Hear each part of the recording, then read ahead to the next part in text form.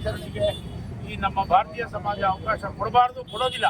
ಹಾಗಾಗಿ ಮುಂದಿನ ದಿನಗಳಲ್ಲಿ ನಾವು ಇದೇ ಮುಂದುವರೆದ್ರೆ ಅತಿ ಹೆಚ್ಚು ದೊಡ್ಡ ಮಟ್ಟದಲ್ಲಿ ಹೋರಾಟ ಮಾಡಬೇಕಾಗ್ತದೆ ಅಂತ ಈ ಸಂದರ್ಭದಲ್ಲಿ ನಾನು ಹೇಳ್ತೇನೆ.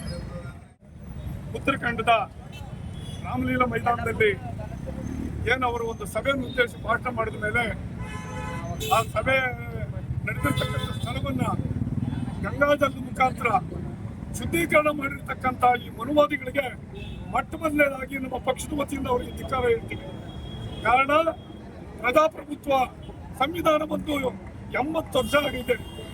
ಇವತ್ತು 75-80 ವರ್ಷದಲ್ಲೇ ಇನ್ನೂ ಜಾತಿ ವ್ಯವಸ್ಥೆ ಇರ್ತಕ್ಕಂಥ ಈ ಮನುವಾದಿಗಳಿಗೆ ಏನು ಇವತ್ತು RSS ಮೈಂಡ್ ಇರ್ತಕ್ಕಂಥ ಜನಗಳಿಗೆ ವೈದ್ಯಕೀಯ ಶಾಲೆಗಳಿಗೆ ಇವತ್ತು ಭಾರತ ದೇಶದಲ್ಲಿ ಇವತ್ತು ಕಾಂಗ್ರೆಸ್ ಪಕ್ಷ ಎಂಟೈರ್ ದೇಶದಲ್ಲಿ ಇವತ್ತು ಪ್ರತಿಭಟನೆ ಮಾಡ್ತಾ ಇದ್ದೀವಿ.